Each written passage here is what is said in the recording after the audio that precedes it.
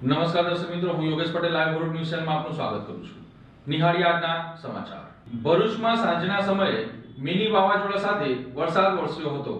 ભરૂચ શહેરમાં સાંજના સમયે વાતાવરણમાં અચાનક પલટો આવ્યો હતો. ભારે પવન સાથે ધૂળની ડમરીઓ ઉડી હતી, જેથી શહેરમાં અફરાતફરીનો માહોલ જોવા મળ્યો હતો. હવામાન વિભાગની આગાહી મુજબ આકાશમાં ઘેરા વાદળો છવાઈ ગયા હતા. ભારે પવનને કારણે ધૂળની ડમરીઓ ઉડતા માર્ગો પર વિઝિબિલિટીમાં ઘટાડો થયો હતો, જેના લીધે વાહન ચાલકોએ મુશ્કેલીનો સામનો કરવો પડ્યો હતો. શહેરના બજાર વિસ્તારોમાં વેપારીઓ પોતાના સામાન સુરક્ષિત રાખવા માટે તાત્કાલિક પગલાં લીધા હતા.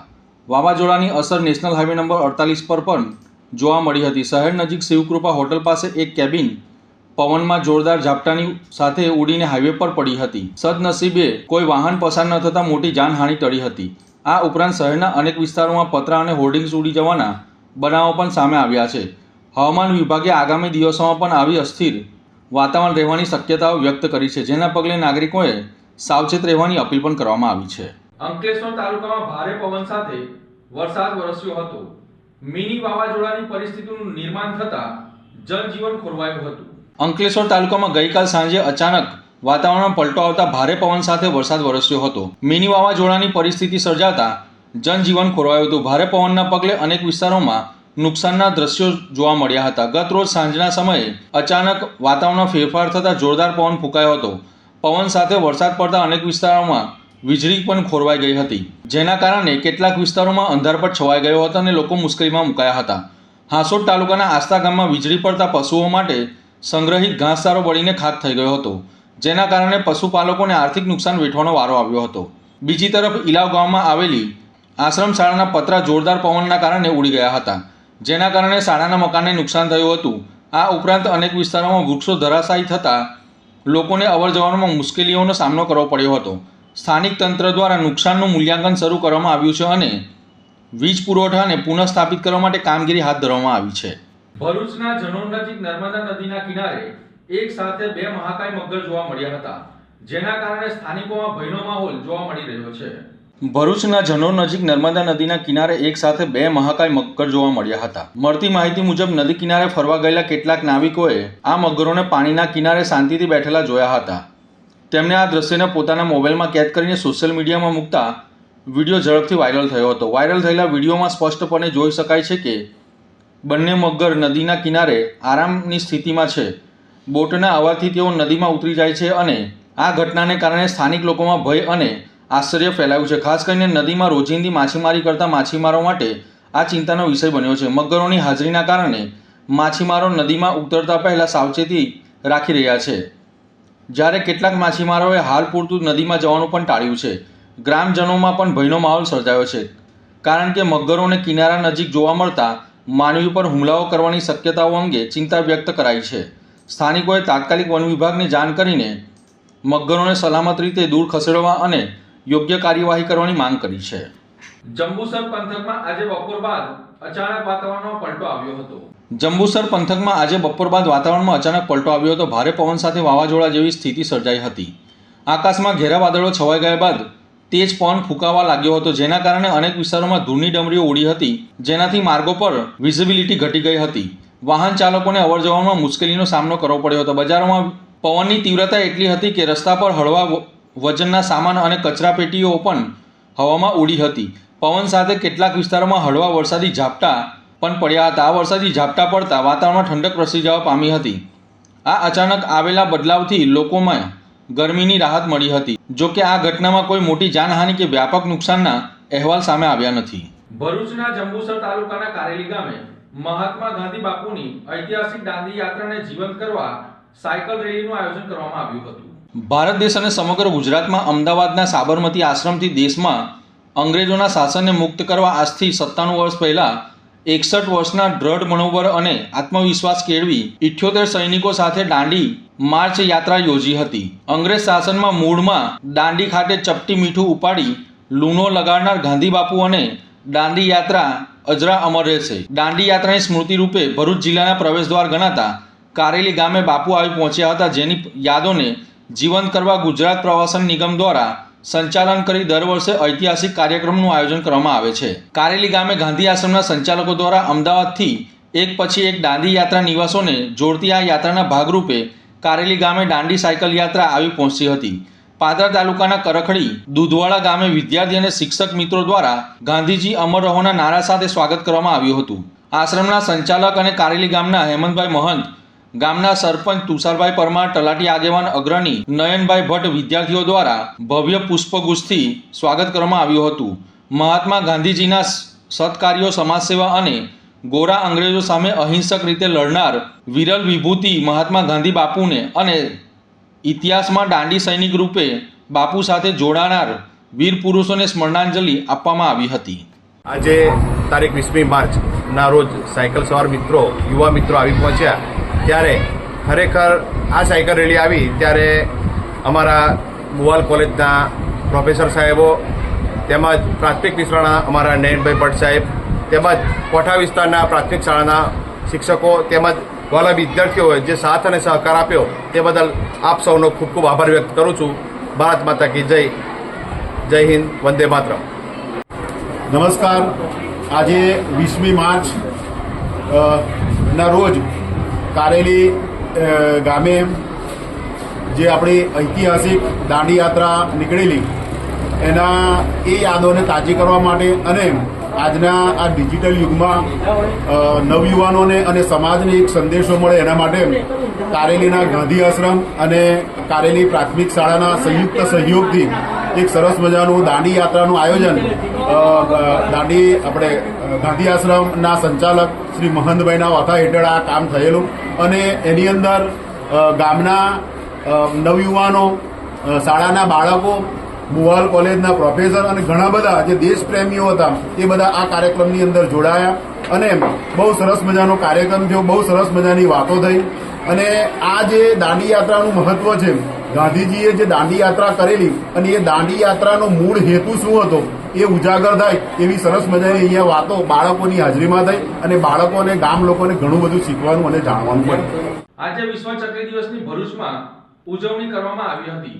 ભરૂચ જિલ્લા ભાજપ યુવા મોરચા દ્વારા પક્ષીઓ માટે પાણીના કુંડાનું વિતરણ કરવામાં આવ્યું હતું. આજે તારીખ 20 માર્ચ વિશ્વ ચકલી દિવસની ઉજવણી નિમિત્તે ભરૂચ જિલ્લામાં વિશેષ જાગૃતિ કાર્યક્રમનું આયોજન કરવામાં આવ્યું હતું. ભાજપના યુવા મોરચા દ્વારા યુવા ફોર નેચર અભિયાન અંતર્ગત આ કાર્યક્રમ યોજાયો હતો, જેમાં ઉનાળાની ઋતુ દરમિયાન પક્ષીઓને પીવાનું પાણી ઉપલબ્ધ રહે તે હેતુસર કુંડાઓનું વિતરણ કરવામાં આવ્યું હતું. આ કાર્યક્રમમાં ભરૂચ જિલ્લા ભાજપના પ્રમુખ પ્રકાશ મોદી, ભરૂચ યુવા ભાજપ પ્રમુખ શક્તિ પરમાર સહિતના આગેવાનો અને કાર્યકરો ઉપસ્થિત રહ્યા હતા. ઉપસ્થિત મહાનુભાવોએ પર્યાવરણ સંરક્ષણ અને પક્ષીઓના સંવર્ધન માટે લોકોમાં જાગૃતિ ફેલાવવા પર ભાર મૂક્યો હતો. નમસ્કાર. આજે 20 માર્ચ વિશ્વ ચકલી દિવસ નિમિત્તે ભારતીય જનતા યુવા મોરચાના પ્રદેશ અધ્યક્ષ આદરણીય હેમાંગ જોશીજીની સૂચનાથી યુથ ફોર નેશન અંતર્ગત ઉનાળાની સિઝનમાં પક્ષીઓને પાણીની તકલીફ ન પડે એ હેતુથી ભારતીય જનતા યુવા મોરચા ભરૂચ જિલ્લા દ્વારા આજ રોજ ભરૂચ વિધાનસભામાં કસક મુકામે 200થી વધારે કુંડાનું વિતરણ કરવામાં આવ્યું. ભરૂચ જિલ્લામાં વાવાઝોડું અને વરસાદથી કેરીના પાકને 80% સુધી નુકસાની થયા હોવાનું સામે આવ્યું છે. ઉનાળાની શરૂઆત થતાં જ કાળઝાળ ગરમી વચ્ચે ગુરુવારે ચૈત્ર નવરાત્રિના પ્રથમ દિવસે જ અચાનક વાતાવરણમાં પલટો આવતા સાંજે ભારે પવન અને વરસાદ સાથે વાવાઝોડું ત્રાટક્યું હતું. આશરે પ્રતિ કલાકે 80 કિલોમીટરની ઝડપે ફૂંકાયેલા પવનના કારણે જિલ્લામાં વ્યાપક નુકસાન નોંધાયું છે. ખાસ કરીને ભરૂચની પૂર્વ પટ્ટી વિસ્તારમાં આવેલ શુક્લદી, તવરા, નિકોરા અને મંગલેશ્વર સહિતના ગામોમાં કેરીના પાકને સૌથી વધુ અસર પહોંચી છે. વાવાઝોડાના કારણે 80% સુધીનો કેરીનો પાક જમીન પર પડતા ખેડૂતોને લાખો રૂપિયાનું નુકસાન થયું હોવાનું સામે આવ્યું છે. ઘણા ખેડૂતો માટે આ પરિસ્થિતિ જાણે કે આભ તૂટી પડી હોય તેવી બની ગઈ છે. આ ઉપરાંત અનેક તાલુકાઓમાં ઘઉં, કપાસ, તુવેર જેવા અન્ય પાકો પર ભારે નુકસાન સહન કરવાનો વારો આવ્યો છે. પવન અને વરસાદના કારણે ઊભા પાકોને નુકસાન પહોંચતા ખેડૂતો ચિંતિત બન્યા છે. અસરગ્રસ્ત ખેડૂતો દ્વારા તંત્ર પાસે તાત્કાલિક નુકસાનીનો સર્વે કરવા અને યોગ્ય વળતર આપવા માટે માંગ કરવામાં આવી છે. ખેડૂતોનો આક્ષેપ છે કે જો સમયસર સહાય ન મળે તો આર્થિક રીતે મોટી મુશ્કેલી ઊભી થઈ શકે છે. હાલ તંત્ર દ્વારા નુકસાનના આંકડા એકત્રિત કરવાની પ્રક્રિયા શરૂ કરવામાં આવી હોવાનું જાણવા મળી રહ્યું છે, પરંતુ ખેડૂતો ઝડપથી સહાય મળે તેવી અપેક્ષા રાખી રહ્યા છે. હું ટાલસા ગામનો રહેવાસી છું. કાલે રાતે વાવાઝોડું અને વરસાદ પડેલો છે. વાવાઝોડાથી આર્થિક નુકસાન વધારે થયેલું છે અને વરસાદથી આર્થિક નુકસાન વધારે થયેલું છે. તમે જોઈ શકો છો કે આ ઘઉં આડા પડી ગયેલા છે.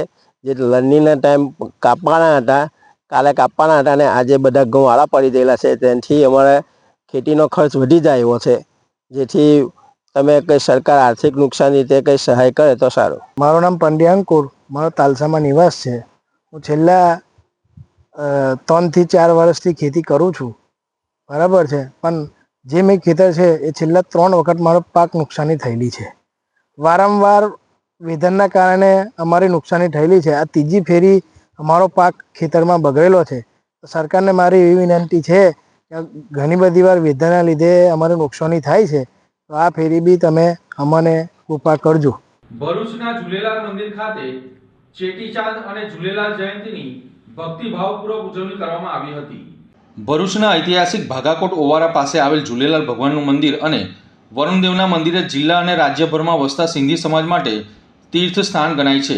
હિન્દુસ્તાનના ભાગલા વખતે સિંધ એટલે કે પાકિસ્તાનથી લવાયેલ અખંડ જ્યોત આજે પણ 78 વર્ષથી અહીં પ્રજ્વલિત છે. ચેટીચાંદ નિમિત્તે દિવસભર ભજન કીર્તન અને શોભાયાત્રા સહિતના અનેક કાર્યક્રમોનું આયોજન કરવામાં આવ્યું હતું. ઝૂલેલાલ પંથના 26માં ગાદીપતિ ઠકુર સાંઈ મનીષલાલ સાહેબ દ્વારા જળ અને જ્યોતની પૂજા મેળો ભંડારો યોજાયો હતો. ભારતના ભાગલા વખતે હાલમાં પાકિસ્તાનમાં રહેલા સિંધથી 24માં વંશજ પૂજ્ય ઠાકુર આસનલાલ સાહેબ વર્ષ 1947માં અખંડ જ્યોત લઈ ભરૂચના ભાગાકોટ ખાતે આવ્યા હતા, જ્યાં તેમણે જ્યોત સ્વરૂપની સ્થાપના કરી હતી. ચૈત્ર મહિનાની એકમ દૂજના દિવસે વરુણદેવે ઝૂલેલાલ ભગવાનના રૂપમાં હિન્દુ ધર્મની રક્ષા કરવા માટે જન્મ લીધો હતો. તો અમારું સનાતન હિન્દુ ધર્મ સિંધી સમાજ ઝૂલેલાલ ભગવાનનો જન્મદિવસ ચેટીચંડના નિમિત્તે મનાવતો હોય છે. જ્યારે એમને એક ભારત વર્ષ હતું સનાતન, તો તે વખતે ઓડેરેલાલ જે અત્યારે સિંધમાં છે તે આગળ ઝૂલેલાલ ભગવાને પોતાની અખંડ જ્યોતની સ્થાપના કરાઈ હતી. તો એ અખંડ જ્યોત જ્યારે ભારતનું વિભાજન થયું 1947માં પરમ પૂજ્ય ઠાકુર સાંઈ આસનલાલ સાહેબ દરિયાના માર્ગથી એ જ્યોત સાહેબ ત્યાંથી લઈને અહીંયા ભરૂચમાં એને સ્થાપના કરી હતી. 1064 વર્ષથી આ અખંડ જ્યોત અહીંયા સ્થાપિત છે. કહે છે કે ભાઈ નર્મદાના દર્શન કરવાથી બધા પાપ ધૂલતા હોય છે. તો માં નર્મદાના દર્શન અને ઝૂલેલાલ ભગવાનની જ્યોતના દર્શન આ પૂરા વિશ્વમાં એક જ સ્થાન છે, જેના લીધે એમનું નામ વરુણદેવ મંદિર રાખવામાં આવ્યું છે.